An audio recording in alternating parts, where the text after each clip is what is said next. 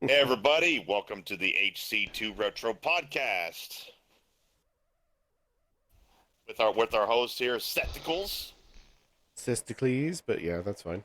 Scepticles, I always do that. Everybody AKA, does. That's I know, because it yeah, looks yeah. like cesticles. I thought that was part of the joke. Yes, AKA Seth, and I am Chaos Weaver, AKA Chaos, AKA Steve or Steven. And then aka of course, it's your fault. You're the reason we're in the lobbies we're in. yes. Oh, Mm-hmm. yes, it is very much It's his your fault. fault. Yes, it is. It actually is. If there's a statistical, factual culprit, it is Statistical. myself. I like statistical. I bet you Does do. does that does statistical go with statistical? Oh, never mind. And then, It's of close. course, we have Sky Kills, aka Luke. Yep. Welcome, everybody. Thanks for tuning in. Oh, I should have had you guys send me pictures so I could have like put them up on the screen, like you know how they do in the news when it's just audio interviews. Oh, Mm. you want mug shots? I should have Yeah, I we can should, get I you should have mug had you shots. guys send me mug shots. It's too late now. Well, this is it's all work in progress. We'll get them posted. We'll get them up there. Well, since I can do the screen capture thing too, eventually we can do this on like a Zoom meeting or whatever else if you want, and Yeah, yeah. All everyone this can stuff see all of is our faces. That's what I'm talking about. Experimental, experimentating. We won't experimentating. vex the internet. So for the obviously this is a brand new podcast. The heart, the soul of the podcast Is is you? nine. It is. I mean, we're pretty lax on this, but because we're all in our mid 30s, essentially 90s and 2000s retro. The eras of which we grew up. Yes. The things that are true and that are close and dear to our hearts in video games and film and music too. Of course, I'm a huge music guy, but really video games and film and media that have brought us joy for decades now, for the last 30 years. And obviously, a little, you're gonna have a little 80s, you're gonna have a little 2010s, you're gonna have a little this and that. But at the end of the day, the heart Oh, and soul and spirit of it is 90s and 2000s and because that was our formative years. and Those we were our formative and years. we'll probably do full episodes on modern games if we're all digging them. You know, Oh, absolutely. like Sky There's and I. all sorts of stuff to be had. Sky and I both stream on Twitch. Me a lot more consistently than Sky. um, but I take that as a challenge. That's good, good. It's duly been noted. what we got you affiliate what 6 months ago. Fair Oh, I point. didn't realize you're affiliated. Okay. Hmm. I am not. That can change. I need to also remember too that I'm not talking to the screen where you guys normally sit. I'm actually talking to this camera that's right Mm. here. This one, which is fine. You Oh, know very what? nice. I think now is the perfect time to, well, like you said, where we kind of introduce ourselves. Now, that's Hmm. pretty much the podcast. It's just love and spirit of retro. That is all retro for all of us in our mid 30s. Anywhere from 30 to 40, you're going to fit right in, fellas, with ladies and gents, those that want to reminisce and that of nostalgia that we all But grew up with. even some of even the younger groups and oh god, I love being tongue tied in the middle of a sentence when my brain is going 8 different directions. Woo! Uh, a, a lot of people are collecting. A lot of people are collecting the Super Nintendos and N64s and Yes, stuff like that, and actually playing them and enjoying them. So, I mean, yes. this might hit home for a lot of other people. It might give people ideas of what they want to look for. Obviously, it's not like going and buying a $30 to $60 game like you can now in the modern stuff, or $70, I guess now for some of it. Um, Right. but it's really fun. I kind of wish that my brothers didn't have all of our Super Nintendo stuff, but they do Mm, because I had mm. zero interest. Actually, no, a lot of it's either all in Virginia or it's all 5 hours away from me, or it's in Reading. I need to ask my mom because I want it. I'll totally freaking find a way to stream some Super Nintendo games. And I'll be able to tell you what they're worth. Hmm. I will be able to tell you how rare that is, the condition. I can tell you all about whatever The you the con- have. the condition is heavily used. I'll tell you that right now. Mm. Because we Depending did. on the game, though. Yeah. Let's see. Let's start with this. Chaos introduced us. Chaos, what was your 2? So I'm gonna pull it up. Your 2 games. So I'll kind of mold that into the whole background thing, so people get a better idea of why I'm passionate and who I am a little bit. You sent me Our you sent me the backgrounds. 3 games, so I'm trying to Yes, pull the mine right. are my 2 are the Xenogears, Okay. PlayStation 1, and the Mario Kart 64, aka, of course, Nintendo 64. Mm-hmm. Those are 2. I mean, there's so many to pick from, but I was like, you know what? These are pretty easy picks, and I have a much love for them, so I can definitely pick those and throw those in there. Honorable mention is Final Fantasy VII because that's technically my favorite game of all time, but I didn't want to include that because that kind of trumps everything. So, well, that I'm like, okay, that aside, Xenogears is one of my favorite RPGs of all time on PlayStation 1. Incredible game. And then Mario Kart 64 is something that literally with anybody I can fire it up and be like, hey, let's play this, and we'll have a freaking blast. Oh yeah. Every time. Have you played It's my favorite. have you played the drinking game version of that? I sort of, yes. I know about it. Yes. Where Oh, so tell me more. I've never played that version. Okay, so 60. Oh, you Mario Kart 60. The drinking game. Is that what you mean? Yeah, the drinking game. okay, Oh, so okay. you cannot move while consuming beer or whatever else.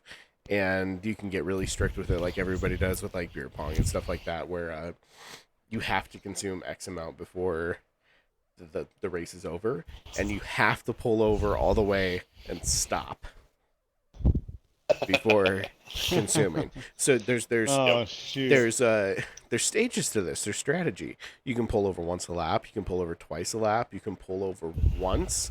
If you're like really winning, pull over once right before you cross the finish line and try to finish your allotted amount before the race is over.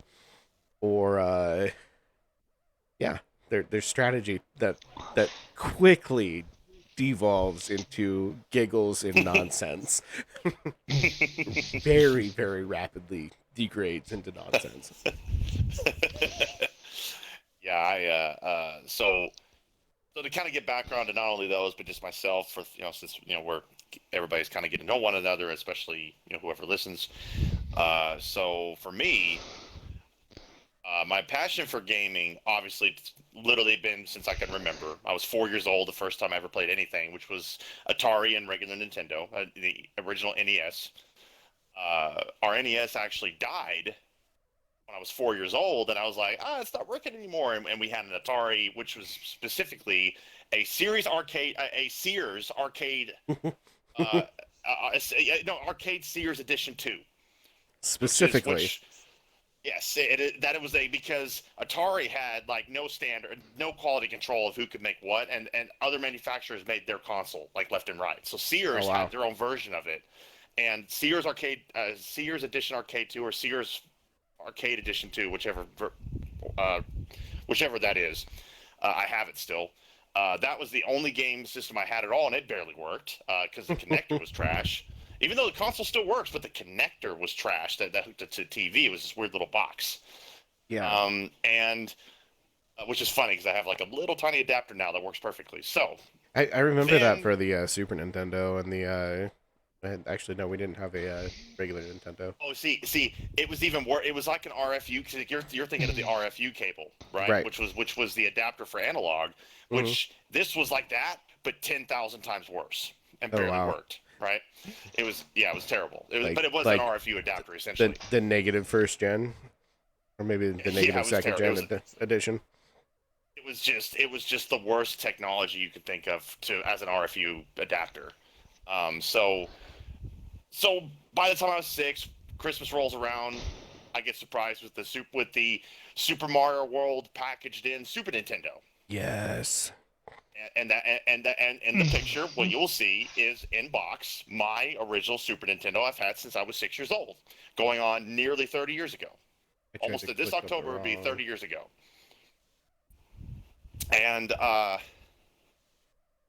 So for me, it was a little different because your average person, many of us have loved and played games all the same. That's all, we all shared that in common. But for me, it was a little bit unique because I was homeschooled. So I clearly, and so I was homeschooled.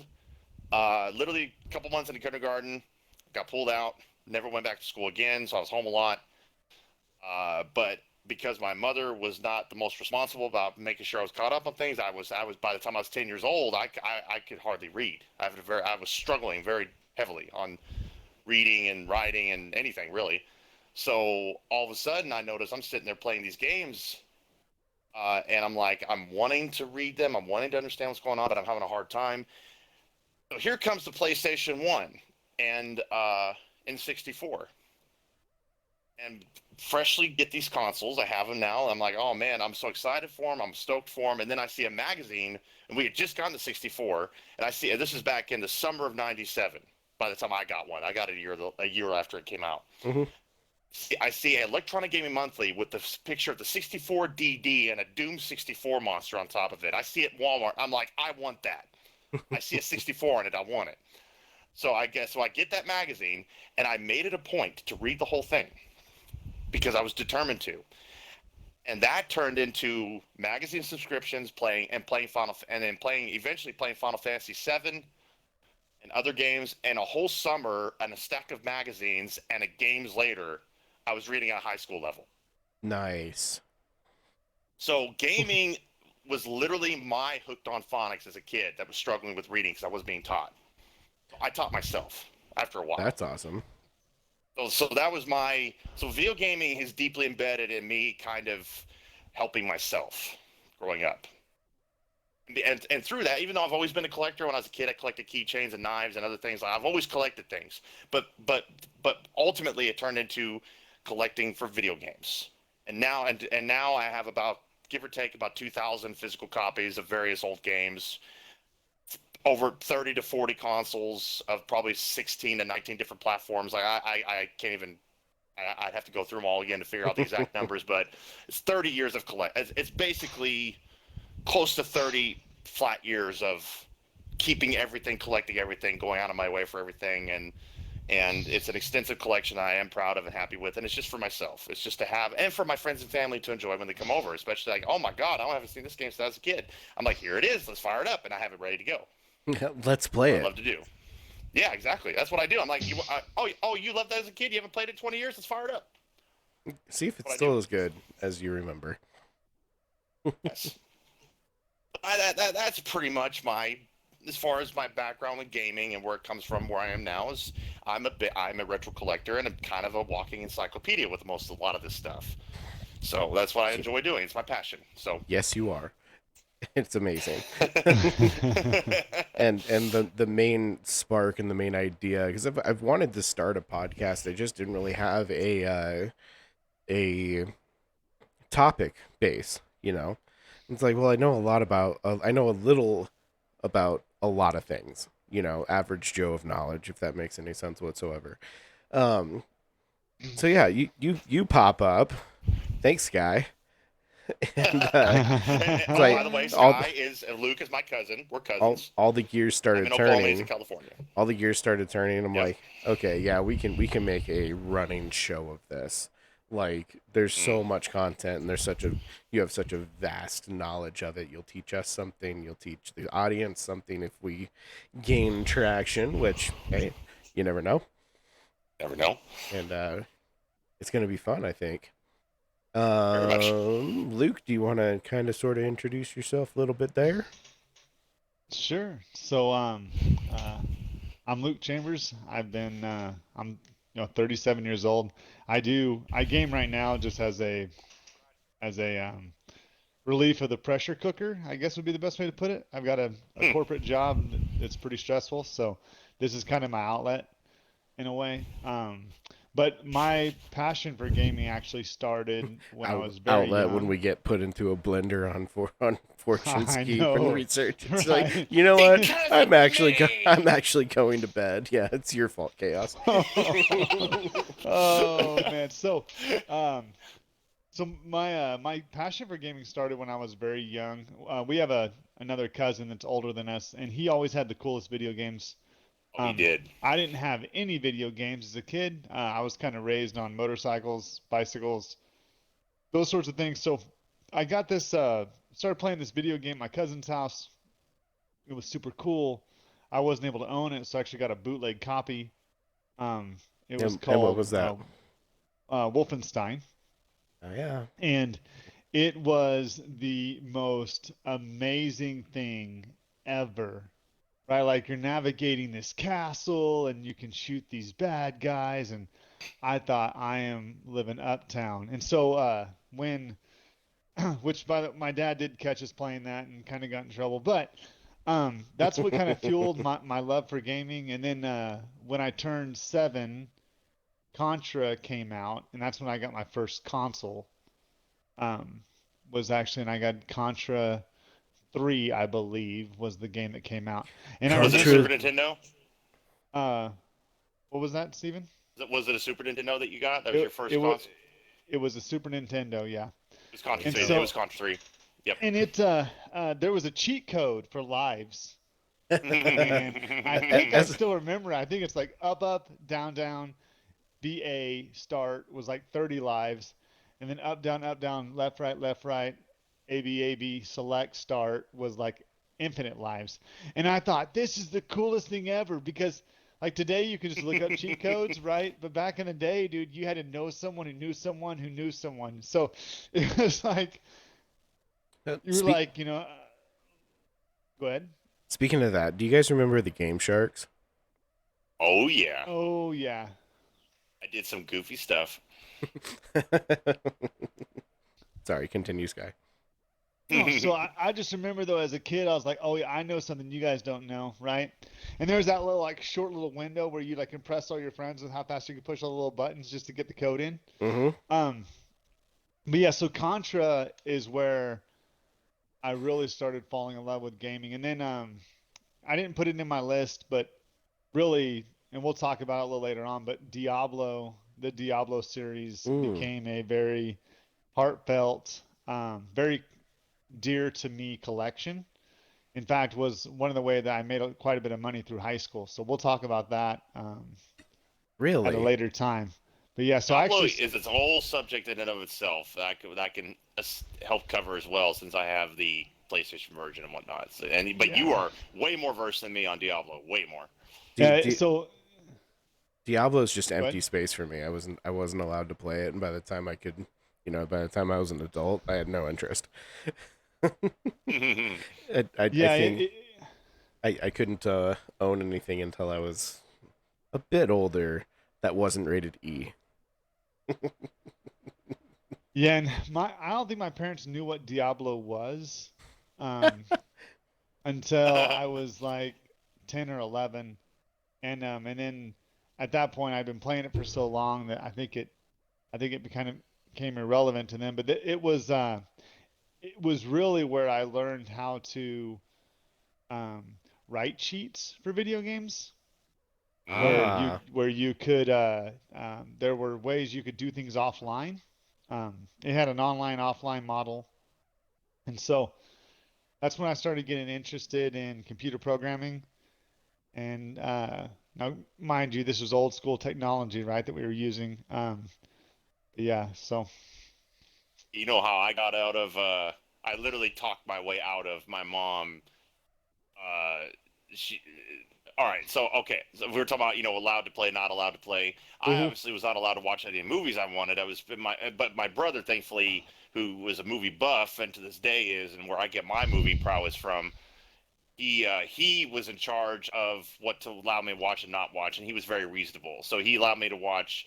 He was very weighted. He was very balanced and reasonable about it, and let me watch stuff as I got older, and it was fine.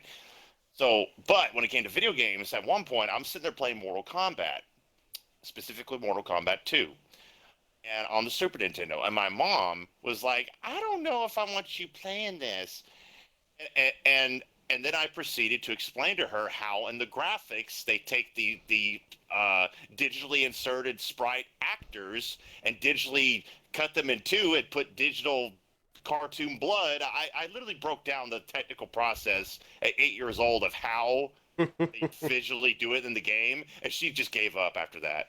That was how I got out of it, because she was like, you know what? If you're explaining to me how that they developed it and how it works, never mind. She just gave up. And that's my standard. If a kid is smart enough to explain to me, he's so well into reality that he's like, yeah, I watch behind the scenes. This is how they do it. I'm like, you're too smart for that. Just play and have fun. Screw it. Who cares? You're not dumb. All right. Well, I guess then it's my turn, huh? Yes, sir. So I've got a very similar story to getting my Super Nintendo, or the family's Super Nintendo. My uncle actually bought it for us and mailed it to us from, I think he was living in Salt Lake at the time. But I think my parents knew. I think they had that conversation. Like, can I get him this? It's awesome. But yeah, it's the bundle that's on the screen right now. It came with the Super Mario World. Played the tar out of that. I loved that game. And we had all the Donkey Kongs. We had the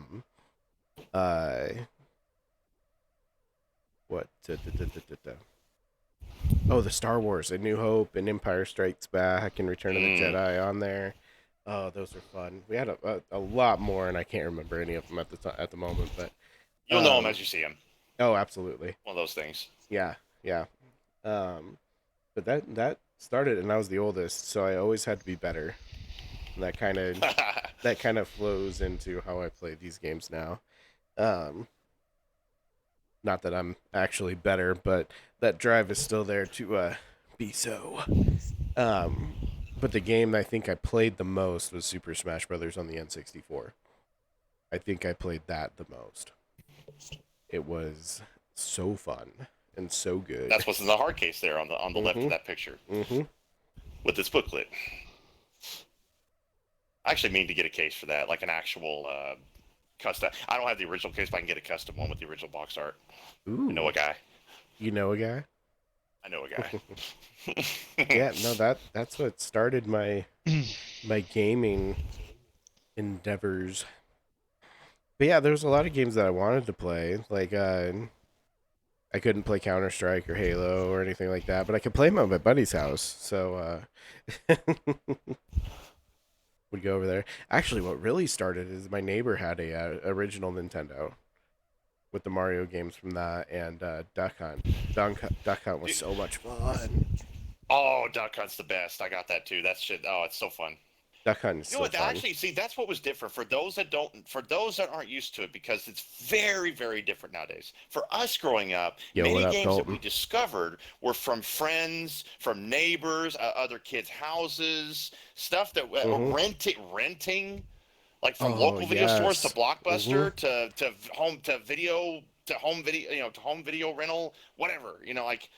Like that was it was completely different for us growing up with how we access games and how we played them. If we just wanted to play something for a week just to try to see if we wanted to buy it, we'd go spend $5 at Blockbuster or Hollywood Video, try it out for a weekend, and if we liked it, we'd go find it at GameStop used and buy it. Oh yeah. Even to the point, because before I bought a PlayStation back in November of '97 or so, and when we got it, my sister got Final Fantasy VII, and I got Nightmare Creatures. Nightmare Creatures came out of Halloween of '97. I wanted Nightmare Creatures. She wanted Final Fantasy. She's 4 years older than me. She wanted Final Fantasy VII. She ended up being on the right side of history of what game was more relevant. So, and then years and years and years later, I bought it from her because I loved it so much and wanted to keep that copy, so I bought it from her. And she knew that I'm like a family librarian. I keep our home videos. I keep our home music. I literally am I'm the archivist of the family. So everybody knows if it comes to me, it's going to get restored, preserved, kept. Right. Right. Oh shoot, where was I going with that? So, dang it. I went off track. Now you're getting the tongue twizzles like I did. I got the tongue twizzles. Oh no, that's what it was, rentals. So before we got the PlayStation 1, I played one in Atari. See, that was another thing back in the day. They had the demos in the stores. Yeah, they We did. used to that, and for us, that was like super exciting because that's how you first got to see him play something was in the store on the Toys R demos. Us, Best Buy. Yeah, the Best Buy, Toys R Us, Target, Walmart. Mm-hmm. Like, so I played the first time I saw PlayStation 1, which is ironic, I thought it was a new Nintendo because it was gray. This is just Right. as a kid, you know, Mm-hmm. but ironically, Nintendo and Sony almost made a console together, and then severed ties, and then went their separate ways, and then 64 and PlayStation 1 happened. There's actually a prototype of a Nintendo Sony console that there's some that exist. There are prototypes that are out there in the wild, or people, or maybe not the wild, but they are out there, and they're worth like hundreds of thousands of dollars. Nice. Tens to hundreds of thousands of dollars, but they do exist. That never obviously never made the market or anything like that. But the clutch of that was literally Final Fantasy VII, because Sony wanted to make it was SquareSoft and Sony, which wanted to make Final Fantasy VII, and they wanted to have full motion video. They wanted to have all the different things, but that required what was, of course, becoming the new standard. They wanted it needed to be on disc media, Right. digital Right. media, Instead and of a Nintendo was cartridge. like, no, no cartridge, no cartridge, and they're like, no, the cartridge doesn't cut it. We can't have what we're trying to envision with cartridge, and Nintendo's like, no. So then Sony said, fine, we're doing it ourselves, and Nintendo's like, fine, and then they all went their separate ways. And then They were literally making a console together. and then That. and then a couple years later they went to disc. Mini Exactly. mini disc, but then GameCube comes around. Nintendo's always done their own thing, which I actually like, but it's just funny, right? So we rented a PlayStation 1 at our local video store. They had whole consoles you could rent. I forgot you could do that. Yes, depending on the store, obviously. Beat to all hell, this thing. Mm-hmm, Okay? Barely worked because they were fragile. As much as I love PlayStation 1, they were fragile. And of course, once again, back in the day, optical discs were not durable. Blu-rays are fairly durable because there's a layer of gel on them that manufactured into every disc. These did not have that. And this is literally what made it why I'm so anal about keeping my discs perfectly pristine, because I was sitting there playing the first Resident Evil. This is back in 95. Or, sorry, 96. This is back in 96. We're renting the console. It's 96 or early 97, somewhere in there. And every time we would get in the hallway on the second floor of the mansion, it would freeze. Oh, no. Same spot, it would freeze because it was just impossible to progress because it was scratched. Dang. And because of that, I learned, bitch, you scratch my disc, I cut you. Okay? So ever since then, I've held that standard. And that's why I have pristine stuff. My cousin had a copy of, what was it? Was it Tekken, the fighting game? Tekken 3 on PlayStation 1? Oh, Tekken. Tekken. Yeah. Tekken. Yep. Tekken is a tool brand. Tekken. Oh. hence the confusion. But yes, Tekken 3 was the most, to this day, is arguably the best Tekken, and it was PlayStation 1, which is an amazing classic. Mm-hmm. So yes, it's a great fighting game. After about an hour and a half, it would freeze because it had just a couple little hairpin scratches on it, and we'd take it out. You remember the disc cleaners and restorers? Yes. We'd take it out, we'd run it through that a couple times, get it all nice and dry, and put it back in, and it would run for another hour and a half or so before the stuff wore out, and it would start skipping again. Oh my God, yeah, dude, that was a struggle, man. Many people would do it. Now, me, like I said, I went through the trauma of dealing with scratch discs, and I made it a point as a little kid, do not scratch discs, and I've been religious about it ever since, right? Yeah. But many people don't do that. So here's another question because it's fun. First console you bought with your own money and why?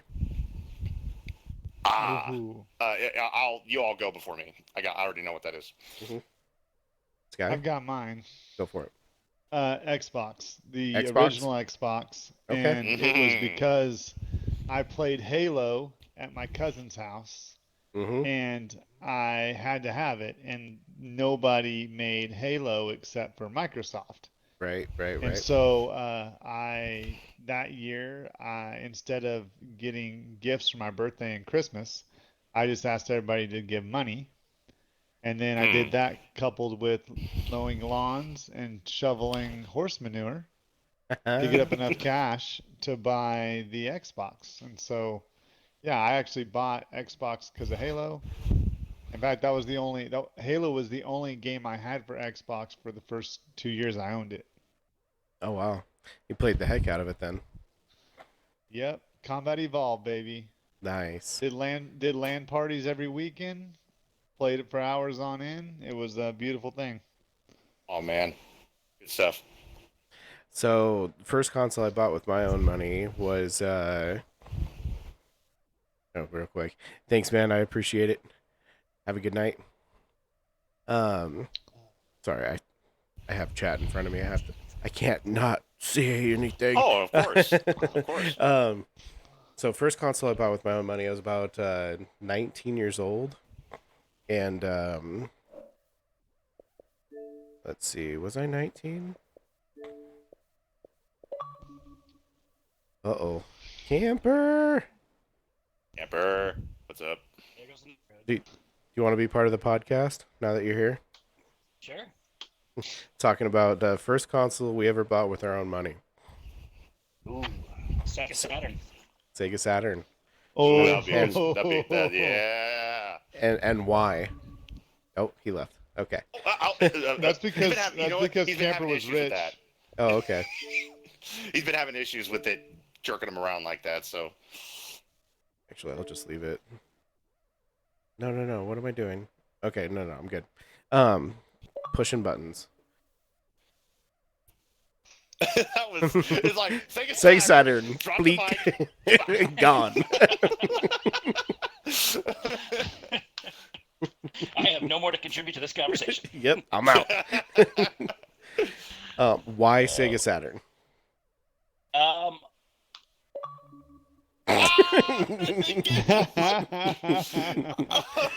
timing, man. What's funny is that I'm pretty sure my audio will record the blink before that.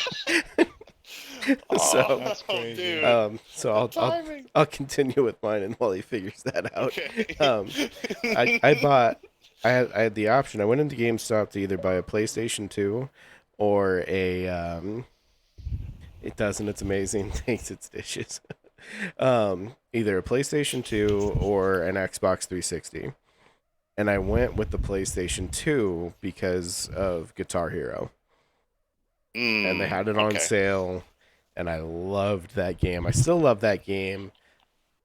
I stopped playing it because when the new TVs came out, there was a lag issue, and the musician in me could just not play it on the beat that I heard it instead of slightly before or slightly after. Well, it's like, nope, can't do this anymore. Oh. But what's funny about Guitar Hero 1 and Guitar Hero 2 is that one of my dad's really, really, really good friends growing up, Lance Tabor, actually contributed a lot of guitar tracks to that because they re-recorded everything. They didn't use the original tracks. Oh, okay. So they in the later ones they might have used the original tracks. I'm not sure. I think Guitar Hero 3 they had a big enough budget to purchase the rights to the music rather than covering it. And the licensing for covering and all that other stuff that I'm sure they had to have. But yeah, like Freebird on Guitar Hero 1, that was Lance Tabor that recorded that for him. Very cool. All right, Sega Saturn. Yeah, so I'm providing like single word answers. Yes. Well, you've been here for more than 30 seconds, so it might work this time. Yeah. The moment I start talking, it'll probably. Mm-hmm. No, so Sega Saturn because it had Virtua Fighter on it. Loved playing that in the arcade. Nice. It was mostly a target of opportunity. So one of our neighbors, he was going out of town for the summer, and he needed somebody to basically watch his house, mow his yard, all that good stuff. And then as a result, he gave me a Sega Saturn with like 8 games. Nice. And yeah, it was pretty cool. So that was the first console that I actually earned myself. Nice. Yeah, we had all the Nintendo, or we had the Super Nintendo and up. Chaos, you need to plug in your controller or switch to your thrust.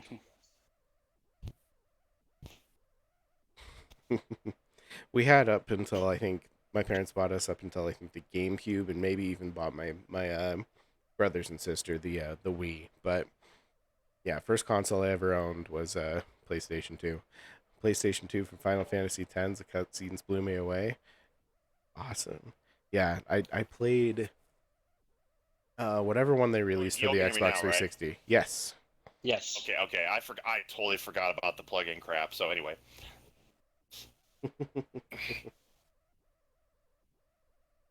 yeah, PlayStation 2, man, that was okay. So my first console, and there's so much to talk about with PlayStation 2. Like it's funny. It's not even my favorite system, but I have a lot of love and memories with it. So my first was the redesigned Nintendo Entertainment System control deck. I have They no came memory of out this. in. So what they did was, it was a small release. They redesigned and slimmed down the original Nintendo and re-released it for cheap.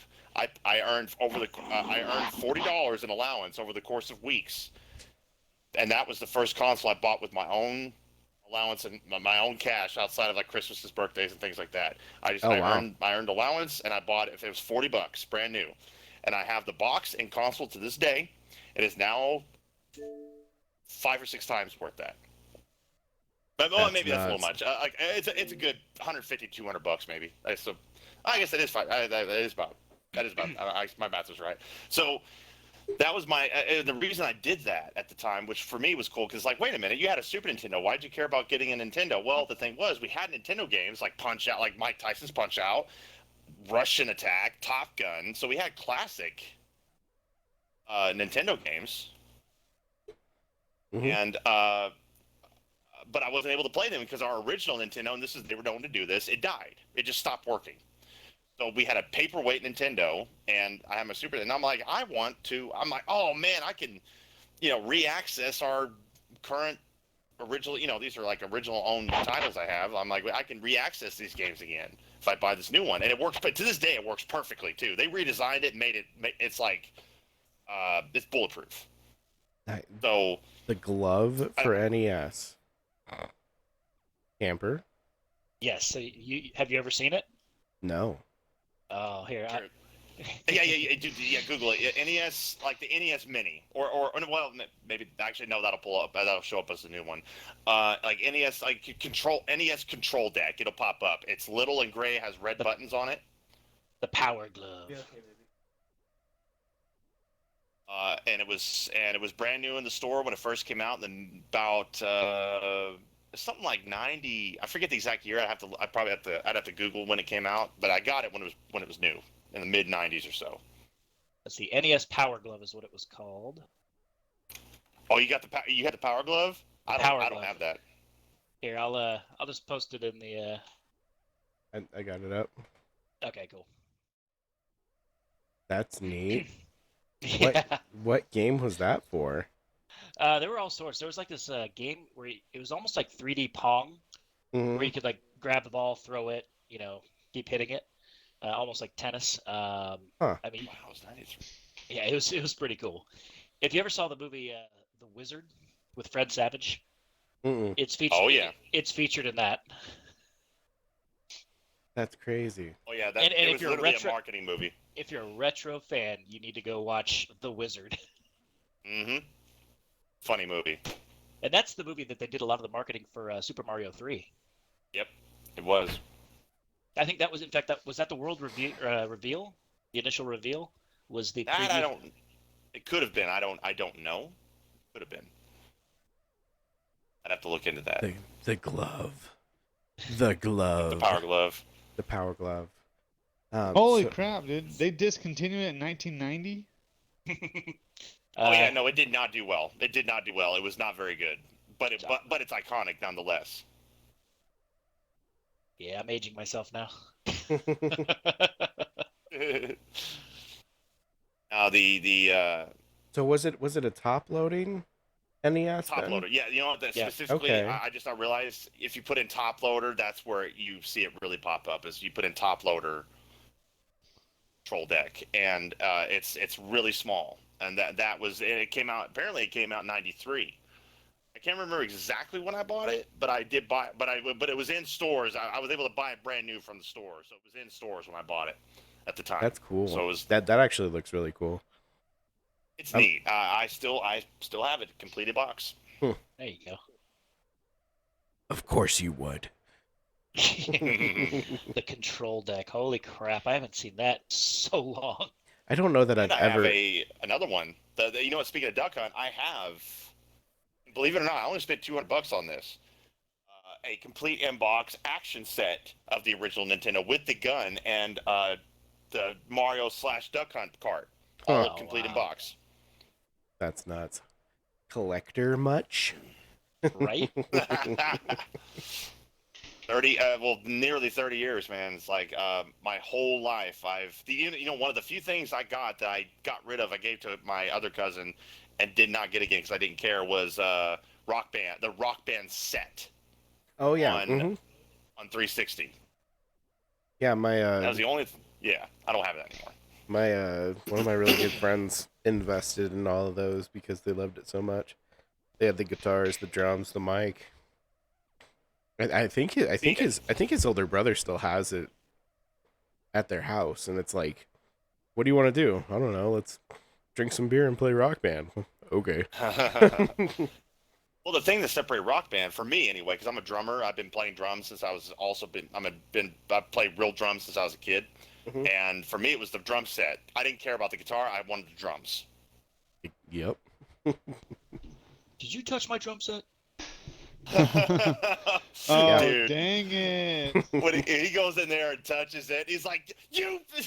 He just. Oh, he did a whole lot more than touch it. He Oh yeah. Oh He A yeah. whole lot more. he tipped the tea leaves on the cymbal. Oh my god. He was a little That more in the movie's so symbol. stupid. Dude, I can get through half of that movie before I have to shut it off and watch the other half later. Yeah, it's too much. I It's get too to the point where he thinks his stepbrother dies, and it's like, okay, I need to slow down and watch this later. Kind of that Well, way. you know, it's a hard question to answer. Probably for me, it happens to be. For movies, I can't answer it, but for games, I can. Would anybody say they have a favorite? I think it might be Diablo for Luke. I would be willing to guess, and mine's Final Fantasy VII. That's my personal favorite. It's your personal, like the game that just one you just are so attached to and you have so much love for, so many memories with. Whether it be for the story, the gameplay, whatever. GoldenEye. Aha. Well, that's a good Oh, one. so that's an interesting one, Camper. That's an interesting one. I came in late to GoldenEye. I did play it a little bit. My buddy, that was on PlayStation 2 and a couple and N64, on everything. right? Yeah. With GoldenEye? Mm-hmm. No, Okay, so GoldenEye was originally N64. Yep. And there's rumors that it might get announced for Xbox, fingers crossed, because they Yeah. remastered it and weren't allowed to release it technically on 360, so fingers crossed.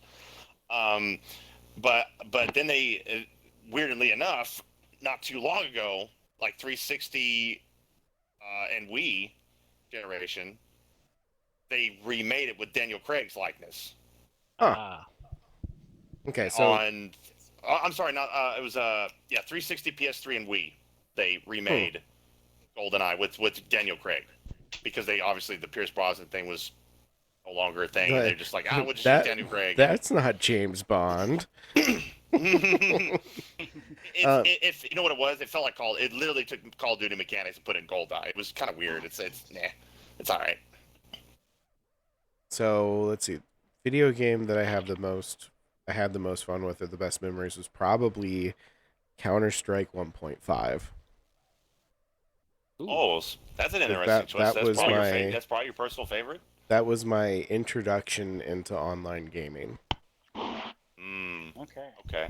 So, Okay. and we would go, my buddy had 3 PCs that would run it, and we would go jump into one of the local servers that everyone from high school would play on and jump around and try to win. It's amazing that I don't like search and destroy. Maybe because I played a lot of Counter-Strike 1.5, that might be why. But I remember there was codes for bots. that we used to put on, and that was a lot of fun. Trying to think of a fun fact. Well, funny enough, my brother and I, because you mentioned the wizard with the power glove in it and everything, which is iconic. Not very. It's funny. It's a goofy movie. It's not exactly some like critically acclaimed film or anything, but it is iconic and it is nostalgic. It's a funny little film. The movie that really that to this day rings true and is culturally relevant, cult following. All the things with it. It was kind of a first for its time. Was the Mortal Kombat. Because for one, Mortal Kombat was an original, was not based on anything. Mortal Kombat was just, hey, here's a video game, let's create it. It was original. Mm-hmm. The film that was the first, to my knowledge, that was the first time that they adapted a film from a game, not vice versa. Pretty much, anyway. At least that's worth speaking of. I'm sure there's something exists, but that's the only one worth talking about because it did well. Critics even liked it, and it's only gotten better with time. It's aged like wine. I remember watching that on TV and being like, "Wow!" Oh. You're talking about the original one, right? The original one with Johnny, yes, the Johnny 1995 movie. When did Super Mario Brothers come out? Oh, that was like. Oh my gosh! You know what? I liked it when I was little. Yeah, it's hard to watch. But it's so weird. There's so much behind the story, behind the scenes with that. They were like John Leguizamo and I forget his name just now. He passed away a while back. Played Mario. They were drunk like almost in every scene. They were drinking the whole all throughout all the shooting. Came out in 1993. I was about to guess that. I knew it was really early 90s because I was little when it came. I saw it when it first came out, and when I was a kid, I liked it. And I was already, this thing. I was already familiar with Princess Peach and Mario and Yoshi, so I was familiar with everything by the time I watched it. I already knew the content. So for me, it was like, oh, no, you know what? I saw it in the theater. I'm very certain I saw it in the theater. I did. See, I think that's one of the ones that I wanted to actually go see or own. And my parents saw the previews and were like, nah. That's a little too out of this world. It was weird, even though, and I was a scaredy cat as a kid. It thankfully didn't disturb me. It was a little weird, but I liked it. It didn't bother me. You know why? Because I'd already watched Jurassic Park. If I remember right, Jurassic Park was first that year. I want to say around the same time, give or take. And I watched Jurassic Park in '93 when it came out too. So my parents weren't worried about it. They were like, you're fine. We got to watch. That's one that we did actually get to watch was Jurassic Park. Oh, isn't it neat? Like that was so cool. Thankful that I did as a kid. It was so amazing as a kid. And I think my uncle actually took us to see. Let's see, was it 2 or was it 3 that they brought the T-Rex back to whatever city? 2. That was the Lost World. Was it Lost World? So I think my uncle actually went to see it. Went to take us to see that in theaters when it came out. It's either I think that was 90. It's either 90. I think it was 97, maybe 96. 97. Okay. I always forget. 97. Yep. So Lost World. It's kind of got some stupid writing in it, but it's a fun movie. Obviously, the book was better. I don't doubt that. There's books. There are books. Yeah. I love the first one so much, though.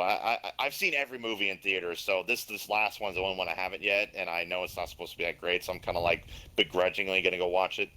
But I know it's not very good. It's going to be a lot like Top Gun. There's a lot of nostalgia to it, and that's what's going to keep it moving. Yeah, probably. I saw the cast, and a lot or all of the original cast comes back. Yep. Virtually all of them, yeah. Virtually all of them. Still alive, anyway. Right, or still alive in universe, I should say, too. Probably. Yeah. Yeah. I actually have a Jurassic Park collection, both video game and film. Oh, interesting. I have almost every Jurassic Park, like the OG, like 90s Jurassic Park games. I have pretty much all of them. At a point to get all of them. I didn't realize they even made the games for that. I don't see why they wouldn't have, but I have no memory of this. There were 2 Jurassic Parks on Super Nintendo. There were 2 or 3 Jurassic Parks on Sega Genesis. I think I want to say 2, maybe 3. There's one on NES as well. There's one on regular Nintendo as well, and there's Jurassic Park on PlayStation 1. There's Jurassic Park as well as the same as on Sega Saturn. Just Lost World. Yeah, there's lots of Jurassic Park games. Lots. I remember the arcade game. You sat in the cabinet, light gun. No. It was mind blowing at the time. Oh man, that was sick. You sat in the booth with the light gun, with the light gun, and shot at the velociraptors coming at you. It was like House of the Dead. I think of dinosaurs. I think the theme of this podcast moving forward is going to be hashtag Seth was a sheltered child. Wait a minute, that's my line. No, I think I got you beat on several occasions there. So has anybody made any money off of any games, like real money? Aside from not real money. I was going to say aside from Twitch, no, but real money, no. Competitively, yeah. Played in tournaments. Okay. That's fair. I've definitely sold things that I didn't need, like extra dupes of things. I have something right now I'm sitting on that's worth about at least $300, but or maybe actually no, more like $300 to $500. I just have a set I'm sitting on right now. It's an extra set that I will eventually sell. I don't need it. Yeah, but you're selling the physical game asset, right? Yes. So back in this must have been the late 90s. I actually was making quite a bit of money selling in-game content off of Diablo. Oh shit. The highest single item I ever sold was $190, and for that time was like huge. It was a perfect set of armor. And then I found like the other. Outside of that, the most expensive thing I found was a pair of gloves that I sold for $99. And so I had a character worth 15. My character was anywhere from $15 to $1,900 is what my character was worth as far as in gear. But it was a maxed out level 99 character for hardcore, which if you die, it's over. You lose everything, right? The character doesn't come back. The gear doesn't come back. And so I'm playing with this buddy, and we've got this thing going where we're spamming all these bosses, and we're killing them. And I'm texting my girlfriend, who's now my wife. So I'm texting my girlfriend, and there's a sequence you're supposed to click, and then the bad guy comes up, right? Or Diablo comes out. And so I'm teleporting, click. Well, I wasn't paying attention, and he said he wasn't ready yet. Well, I'm texting, so I click it, and it kills his character. No. So he lost like an $1,100 character, and I think he had like 900 hours in it. Oh man. And so I'm like, he starts crying, right? Well, I'm like, dude, what's the big deal? He goes, I'm dead. And I'm like, what do you mean you're dead? And I look up and there's a little red X on the screen. Where I killed his hardcore character. That dude never talked to me again. Oh wow! It was a brutal relationship. Oh shoot! But no, yeah. So we would actually, there was a group of us that we would sell it until Lewit, LEWT was the online store that we worked for. Mm-hmm.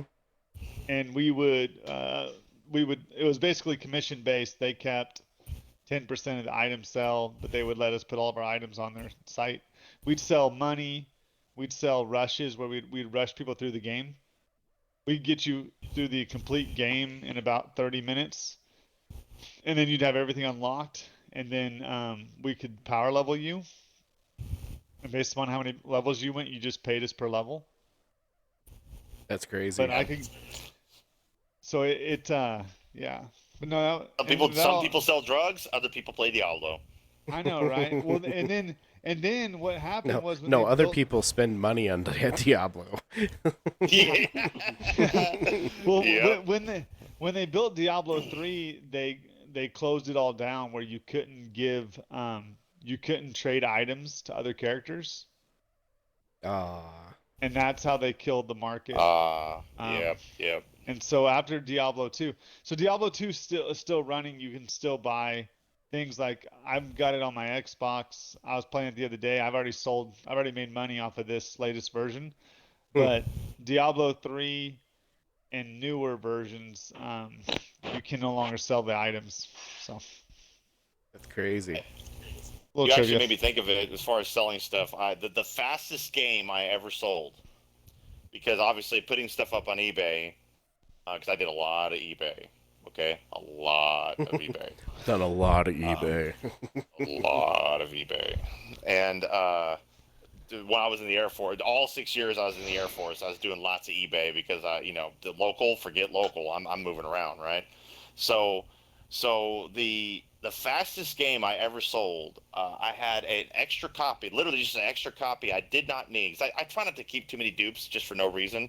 If I have Hmm. a good solid copy of something, even though it's not stupid to keep extra copies, don't get me wrong, but I was like, I'd rather reinvest, right? I sell it to reinvest because I spent money on getting this thing, and I reinvest to pay myself back a little bit to soften the blow of spending this money. That's mainly why I do it. So I had a copy on the Super Nintendo copy of Power Rangers the movie, which is a pretty rare and sought after Super Nintendo game, right?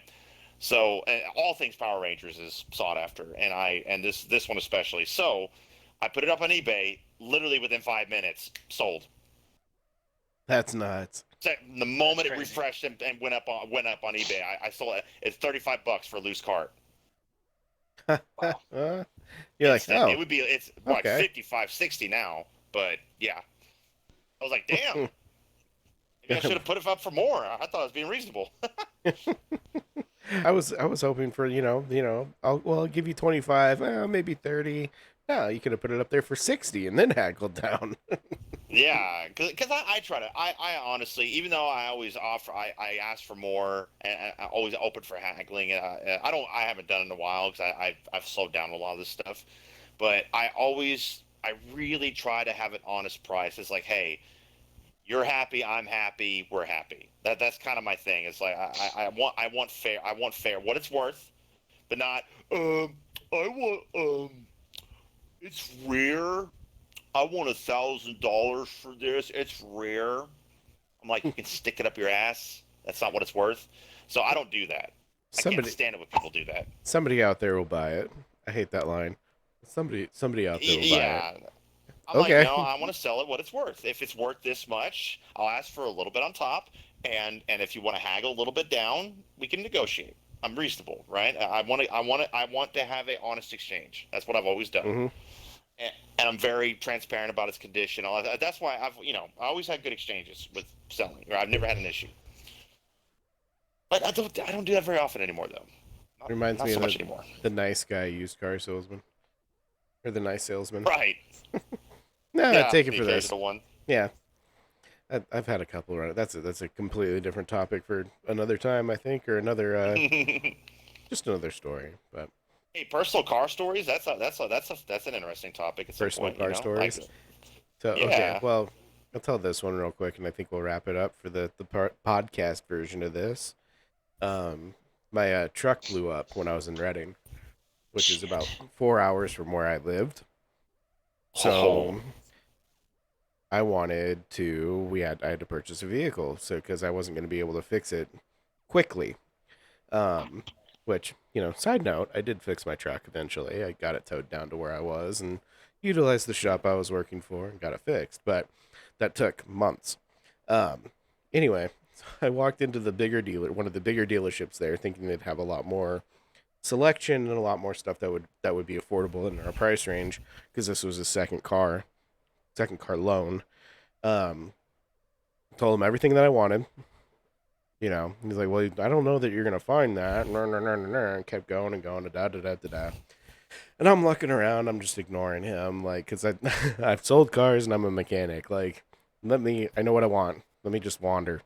But so I told him, I don't want anything Nissan. I don't want anything blah blah blah blah blah. And we go back up to the office, and he's checking his sheet. He's like, well, there might be one more that we can look at that's probably in your budget. It's like, okay, well, how much is it? Well, 16,000. It's like, okay, you're 6K over already. Good. Asked him, well, what is it? Well, what is it? It's a Nissan Altima. Like, no, dude. Like, we live up in elevation. I want something all-wheel drive. I'm either purchasing a vehicle today or I'm going back home with my family and we'll figure it out later. Like, don't try to put me into something I don't want, because I will walk. And I walked right across the street from where we bought 2 vehicles already, which is where I should have started to begin with. But they're a lot smaller of a lot, and they usually don't have a lot of cheap cars because of that. The guy that had sold me the previous 2 cars was standing there. I greeted him, told him exactly what I wanted. He goes, literally pulled this car from our check-in lot 45 minutes ago. And it was a 2007 Honda CRV all-wheel drive. Like, perfect. Like, don't tell me I'm not going to be able to find what I want. They have very pushy, very not the guy I bought the car from, but the first guy, very pushy, very like, well, let me put you in a car. No, let me put myself in a car, and then we'll talk. If you don't have what kind of terrain? As I leave. What kind of terrain was that area again? Like, was it a lot of up and downhill or uphill? Were in that area? No, Redding's pretty flat, but where I lived was I worked at 1,000-foot elevation and I lived at 4,000. I can tell you firsthand. We got snow. I had an 05 Ultima. Oh, okay. So even more so. So I had an 05 Ultima. That was my second car. Loved it, right? Mm-hmm. But anytime I discovered that force at the time, the same engine says it's a good engine. They've tuned it. My Rogue is great. It's all-wheel drive Rogue. But at the time, before they had tuned it to what it is now, that 4-cylinder up and down hills going to Missouri, to Branson, Missouri, showed me the weakness of that damn car. Okay? Wasn't happy, was it? I was not happy. It was a 4-speed automatic 4-cylinder in that thing, and I believe 4-speed, but it was that bitch struggled, man, going up and downhill. Like, or uphill, I should say. Uphill was like, and I was like, oh my god! Like, so I learned my lesson. You can only get away with, at that time, those types of 4-cylinders on flat states. You know, it reminds me of my sister's. It reminds me of my sister's car, or her first car. She had a '95 Subaru Legacy. Thing wouldn't get out of its own way to save its life. Like, there was a couple times driving it around that, you know, the light turned yellow. Well, I was used to my 2 Subarus that I had and my Intrepid, where if you push the gas pedal, it goes. Well, the light turned yellow. I pushed the gas pedal and nothing happened. I'm like, well, I'm too close to this. I'm too close to this to slam on the brakes, because if the acceleration is any indicator of what's good on this car, the brakes aren't going to be good. And, you know, I might get a ticket here. I might get T-boned. I don't know. So I just went and, yeah. Made it through, didn't get ticketed, but I thought I was going to die. It's also the same car that I was driving coming back from Tahoe in February when it was still very snowy, following my dad in his Astro van, which was only rear-wheel drive, down some side road because he wanted to avoid the interstate for some reason, because it's my dad, I don't know. Like, that sounds like I was very begrudging of my dad. No, he did things for a reason. He probably had a news report of an accident or something. Anyway, I watched the back of the van kind of step out a little bit, like slide a bit, and then correct. And I was like, huh. And about the time the exited my head, we were spinning.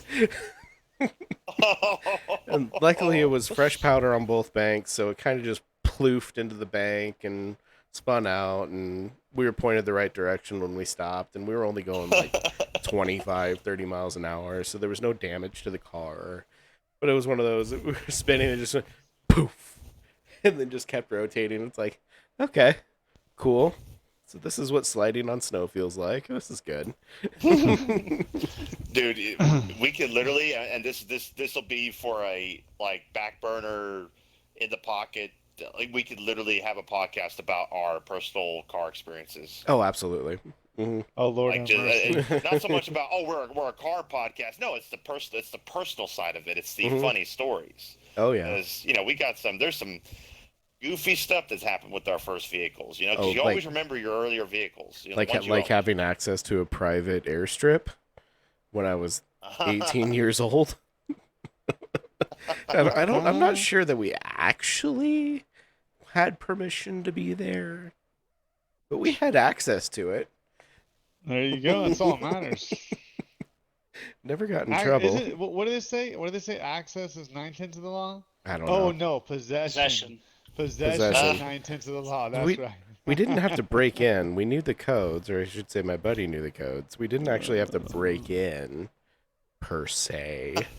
Yeah, so it wasn't breaking in and entering. It was just entering. It was just entering. Yeah, we weren't. Mama doesn't know, won't hurt her. We weren't cutting locks or jumping fences or doing anything like that, but Just a little light beanie. yeah, just a light beanie. All right. Well, I think John Wick out there. I think this wraps up our first episode. Hey, boys, anything you feel like adding? Yeah. Oh, I'm good. I think it was Thanks for including a good episode. Yeah. man. Well, I didn't for have the joining, parties. Camper. I didn't have the party set to private, so I mean, you kind of forced your way in here, but. Oh. It's how I do. Oh shoot. All right. Them's fighting Good words.